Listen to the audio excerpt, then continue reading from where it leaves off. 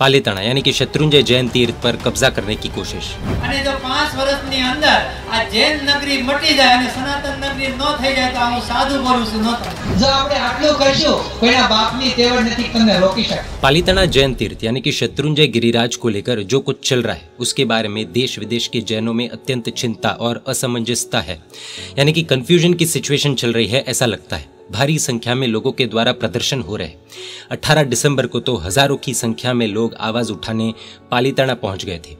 काफी लोग चिंतित है और काफी लोग कंफ्यूज्ड है कि आखिर शत्रुंजय में चल क्या रहा है, आखिर तीर्थ में क्या समस्या चल रही है और ये समस्या हल क्यों नहीं हो रही है। इन सभी प्रश्नों के जवाब के लिए बने रहिए इस वीडियो के अंत तक। ऐसे विषयों में जैन मीडिया का भी ये दायित्व बनता है कि हम सही जानकारी हमारे जैन भाई बहनों के साथ शेयर करें और ये इन्फॉर्मेशन एकदम डिटेल में यानी कि शुरुआत से लेकर अंत तक जैसा है वैसा हम आपको सरल भाषा में बताने का प्रयास करेंगे। ये सब कुछ एक वीडियो में डिटेल में बताना पॉसिबल नहीं होगा, इसलिए मेरा गिरिराज नाम की सीरीज में हम एक बाय एक एपिसोड के माध्यम से पूरी इन्फॉर्मेशन जानेंगे। ये सब कुछ क्रम में होगा, इसलिए एक एपिसोड के बाद दूसरा एपिसोड ऐसे ही देखना होगा, वरना अगर बीच में से देखेंगे तो अधूरी जानकारी ही प्राप्त होगी। ये सीरीज वर्तमान में शत्रुंजय में क्या क्या समस्याएं चल रही है और उनको लेकर जैन समाज की सरकार से क्या मांगे है, क्या गुजारिश है और किन चीजों का हम विरोध कर रहे हैं देखेंगे डिटेल में। प्रस्तुत है मेरा गिरिराज का एपिसोड 1। सबसे पहले हम जो मेन पॉइंट है जहां से सारी प्रॉब्लम्स शुरू हुई थी वो देखेंगे। अनंत सिद्धों की भूमि श्री शत्रुंजय गिरिराज के ऊपर सूरज कुंड के पास में गढ़ के अंदर एक छोटा सा लगभग 350 साल पुराना नीलकंठ महादेव जी का मंदिर है। ये मंदिर जैन समाज के पूर्वजों द्वारा गिरिराज के ऊपर बनवाया गया था, लेकिन आखिर जैन समाज के लोगों द्वारा ये मंदिर क्यों बनवाया गया? उसका कारण ये था कि आज से 350 साल पहले जब शत्रुंजय गिरिराज पर जिनालय के निर्माण का काम चल रहा था, तब वहां जितने भी कारीगर, मजदूर, वॉचमैन, कर्मचारी आदि लोग काम कर रहे थे वे सभी ऑलमोस्ट जैनेतर यानी कि नॉन जैन्स थे। उस वक्त गिरिराज पर जैसे अभी पक्की सीढ़ियों का रास्ता है वैसे तब नहीं बना था, तो इस कारण से इन सभी कर्मचारियों को काम के कारण गिरिराज के ऊपर 1 या 1 से अधिक महीने तक रुकना पड़ता। इन कर्मचारियों के खाने, रहने आदि सभी की व्यवस्था जैन समाज द्वारा गिरिराज पर की जा रही थी। इन जैनेतर लोगों को यानी कि नॉन जैन्स कर्मचारियों को अपने धर्म से वंचित ना रहना पड़े और उनमें से जो आस्तिक वर्ग है वो अपने धर्म की आराधना कर पाए, इस शुभ भाव से जैन समाज के पूर्वजों ने इस मंदिर का निर्माण गिरिराज पर करवाया था।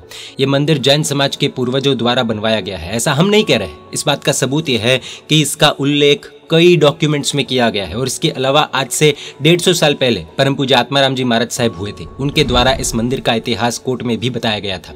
उन्होंने कोर्ट में सभी के सामने ये कहा था कि मैंने अपने समुदाय के बुजुर्ग महात्माओं से ये जाना है कि ये मंदिर जैन समाज के द्वारा अजैन लोगों को गिरिराज पर जिनालय के निर्माण के काम से वहां थे उनके धर्म की रक्षा करने के लिए बनाया था। ये पूरा वाक्य भी डॉक्यूमेंटेड है, प्रूफ्स है। नीलकंठ महादेव जी के इस मंदिर की सार संभाल का कार्य सेठ आनंद जी कल्याण जी पेढ़ी द्वारा नियुक्त किए गए पुजारी जो कुमारपाल महाराजा द्वारा बनवाए गए जिनालय की भी सार संभाल करता है उसके द्वारा हो रही है।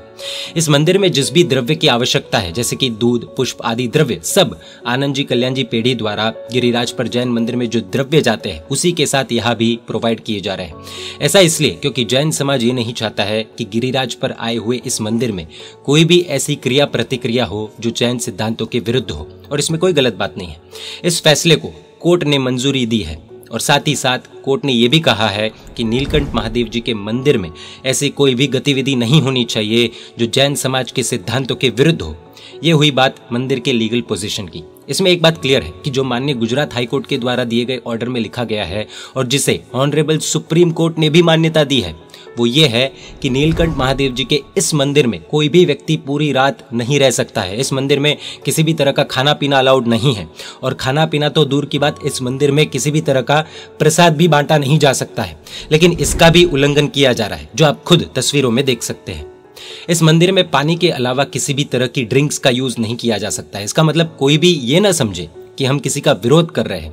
इसका मतलब साफ है कि कोर्ट भी ये बात समझता है कि इन सभी रूल्स का मेन मोटिव यही है कि वहां पर रहे हुए अजैन कर्मचारी अपनी आस्था से और अपने धर्म से वंचित ना रहे। बस कोर्ट ने भी इस चीज की मान्यता दी है कि ये शत्रुंजय तीर्थ जैनों के लिए परम पवित्र तीर्थ है और उनकी आस्था का बहुत बड़ा केंद्र है। इसलिए नीलकंठ महादेव जी के मंदिर में किए जाने वाले कोई भी रिचुअल्स यानी कि रीति रिवाज जैन समाज के सिद्धांतों के विरुद्ध नहीं होने चाहिए। इसलिए कोर्ट ने अपने ऑर्डर में ये चीजें क्लियरली मेंशन की है। कई लोगों को ये प्रश्न उठ सकता है कि ऐसी कंडीशंस क्यों? देखिए, कर्मचारी अपने धर्म से, अपने आराध्य से वंचित न रहे, इसलिए ये मंदिर बनवाया गया है। आपकी जानकारी के लिए बता दें, इस मंदिर में आचरण यानी कि कंडक्ट के नीति नियम, रूल्स रेगुलेशंस भी जैन कम्युनिटी बना सकती है। ये गुजरात हाईकोर्ट के ऑर्डर के वर्डिंग्स है और इसको आदरणीय सुप्रीम कोर्ट ने भी मान्यता दी है। अर्थात पूजा आदि कर सकते हैं, लेकिन ऐसा कोई भी रिचुअल नहीं होना चाहिए जो जैन धर्म के सिद्धांतों के विरुद्ध हो। वर्तमान में इन सभी चीजों पर विवाद करने वाले शरणानंद बापू, जो श्री शत्रुंजय तीर्थ से कुछ दूरी पर नाना राजस्थली गांव आता है, वहां पर उनका आश्रम है।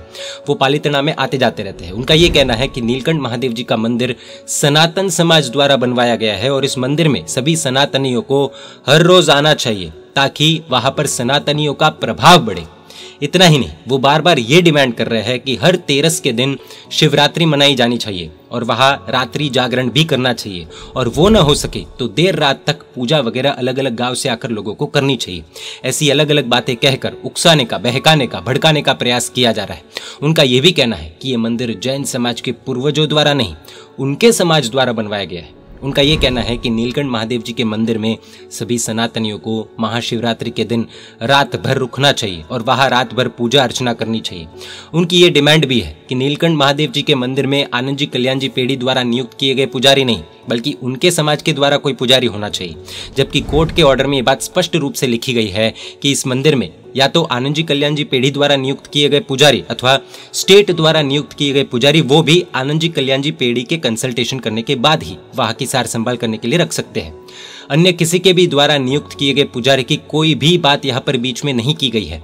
इस कारण से इनके द्वारा की गई डिमांड बिल्कुल ही बेसलेस है। उनकी इस डिमांड को देखकर यही लगता है कि वो यहाँ कब्जा करने का इरादा रखते हैं और उसी कारण ये सभी डिमांड्स को वो इस तरह गांव-गांव में जाकर लोगों को भड़काने वाला भाषण देकर कर रहे हैं। शायद इसलिए उन्होंने अपना इंटेंशन क्लियरली कह दिया है कि अगर सोमनाथ द्वारका जैसे इधर आने लगेंगे तो हम 5 साल में पालीताना को जैन नगरी मिटाकर सनातन नगरी बना देंगे।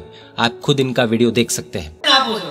कि जो पालीतानाની અંદર નીલકંઠ મહાદેવ મંદિર છે, ત્યાં જેમ આપણે સોમનાથ જાય છે, દ્વારકા જાય છે, અંબાજી જાય છે, એમ તમે જવા મળો અને જો 5 વર્ષની અંદર આ જૈન નગરી મટી જાય અને સનાતન નગરી ન થઈ જાય તો હું સાધુ બોલું છું ન તમે। આજે જૈન નગરી કહેવાય છે, એ જૈન નગરીની મારી પાસે ઉદ્યોગો નથી આવતા। શું કામ નથી આવતા? એને મજૂરો મફત ના મળે એટલા। નીલકંઠ મહાદેવ ઉપર ધજા ચડે અને ગામના 25, 50, 500, 1000 જેથી 1000 માણસો જાતો થઈ ગયો ને તેથી સમજો સનાતન નગરી પાલીતાના। પછી તમારે કોર્ટમાં મંજૂરી લેવા નહીં જવી પડે, પોલીસને હાથ જોડવા નહીં જવું પડે, કશું જ નહીં કરવું પડે। પોલીસ તમારી ને આવશે ને કહે છે ભાઈ શું વ્યવસ્થા કરવાની છે, હમણાં શિવરાત્રી આવી રહી છે, પાલીતાનાની કંઈક વ્યવસ્થા કરો, પોલીસ મૂકી દો, ફલાણું ઈ બધા ઈ કર્યા કરશે। આપણે ખાલી જવાનું છે, હર હર મહાદેવ કરવાનું। આ આપણી શક્તિ છે। જો આપણે આટલું કરશું, કોઈના બાપની તેવડ નથી તમને રોકી શકે। आपकी जानकारी के लिए बता दें, पालीताना में रोहिशाला में स्थित आदिनाथ भगवान के 500 वर्षों से भी ज्यादा प्राचीन पगलिये थे, वो 26 नवंबर को तोड़े गए, खंडित किए गए। और ये घटिया और निंदनीय काम इनके भड़काऊ भाषण देने के कुछ दिनों के बाद ही हुआ है। हो सकता है कि इसी भड़काऊ भाषण के बहकावे में आकर किसी ने जैनों के विरोध में रोहिशाला में स्थित आदिनाथ भगवान के प्राचीन पगलों को खंडित कर दिया हो, तोड़ दिया हो। ये मैटर अभी अंडर इन्वेस्टिगेशन है, इसलिए हम इसके बारे में कुछ दावे से नहीं कह सकते हैं। लेकिन अब तो हर कोई समझ गया होगा कि इस तरह से कल कोई भी आकर शत्रुंजय जैन तीर्थ पर कब्जा न करे, इसीलिए इतनी कंडीशंस गुजरात हाईकोर्ट द्वारा रखी गई थी, जिसे सुप्रीम कोर्ट ने भी स्वयं मान्यता दी है। शरणानंद बापू को जो जैनों के प्रति व्यवहार है, उससे वे जैनों और अजैनों जो अभी तक भाईचारे के साथ शांतिपूर्वक समाज में रह रहे हैं, उनके बीच उन्हें भड़काकर वैमनस्य फैला रहे हैं, शांति भंग करने का कार्य कर रहे हैं। इतिहास गवाह है कि जैन लोगों ने कभी जात पात के भेदभाव किए बिना सभी की मदद करने का हमेशा जज्बा रखा है। चाहे वो डोली वाले हो या कोई कर्मचारी हो, सभी की जरूरतों का ख्याल जैन समाज ने रखा है। पालीताना में आज की जो इकोनॉमी है वो भी ज्यादातर जैनों पर निर्भर करती है। ये वास्तविकता है जो पालीताना का हर एक स्थानीय व्यक्ति भी जानता है और मानता है। अनुकंपा, जीवदया आदि जैनों के मूलभूत सिद्धांत है और धार्मिक सातों क्षेत्रों के प्रति ज्यादा से ज्यादा बहुमान और आदर भाव रखते हैं, जिन्हें जैन समाज के लोग भली भांति फॉलो भी कर रहे हैं। ये किसी को बताने की या प्रूव करने की जरूरत नहीं है। लेकिन ये जो शरणानंद बापू और इनके साथी मना भरवाड़, भरत राठौड़ वगैरह लोग जिन्हें एंक्रोचमेंट, लैंड ग्रैबिंग आदि में इंटरेस्ट है, और वैसे लोग जिन्हें माइनिंग माफिया के साथ रहना है, जिन्हें दारू के अड्डे वालों के साथ रहना है, या जो भी जैन सिद्धांतों के विरुद्ध करना है, उन सभी से हमें ऐतराज है। इन सभी को लेकर हमारा पूरा विरोध है, क्योंकि इनके द्वारा किए गए कार्य जैन तीर्थ की पवित्रता को नुकसान पहुंचा रहे हैं। जो घाव रोहिशाला के दादा के पगलियों पर किया गया है वो सिर्फ वही नहीं बल्कि जैनों के दिल पर भी किया गया है। जन्म से लेकर मृत्यु तक हर एक जैन धर्मी का शत्रुंजय से विशेष नाता होता है। जैन धर्म में जब एक बच्चे का जन्म होता है तब माता पिता का सबसे पहला सपना यही होता है कि जितनी जल्दी हो सके उतनी जल्दी हम हमारे बच्चे को शत्रुंजय की यात्रा करवाएं। शत्रुंजय सिर्फ एक पर्वत नहीं, हमारे हृदय की धड़कन है। गिरिराज हमारी आस्था का केंद्र है। अनेक महापुरुषों ने इस गिरिराज के लिए अपना बलिदान दिया है और तब जाकर के ये गिरिराज आज हमें सुरक्षित मिल पाया है। लेकिन अब हो रही अशातना को हम बर्दाश्त नहीं करेंगे। हम आने वाली पीढ़ियों को सुरक्षित गिरिराज देना चाहते हैं। बस श्री शत्रुंजय गिरिराज की कुछ समस्याएं हमने देखी। अगले एपिसोड यानी कि मेरा गिरिराज के एपिसोड 2 में हम देखेंगे कि किस तरह शत्रुंजय पर गैर कानूनी कार्य चल रहे हैं और जिन पर हम चाहते हैं कि सरकार द्वारा तुरंत एक्शन लिया जाए। ये कार्य हमारे तीर्थ की रक्षा का है, इसलिए हम सभी से निवेदन करते हैं कि पूरा विषय डिटेल में जानकर तीर्थ रक्षा के लिए आवाज उठाएं। हमारा विरोध भी विवेक पूर्वक होना चाहिए। हमारा इरादा लोगों को आपस में लड़ाने का बिल्कुल भी नहीं है। हम तो शांति से हमारे शत्रुंजय गिरिराज की भक्ति करना चाहते हैं। हम हमारे गिरिराज की असामाजिक तत्वों से रक्षा करना चाहते हैं। जय गिरिराज, जय आदिनाथ, जय जिनशासन, जय महावीर।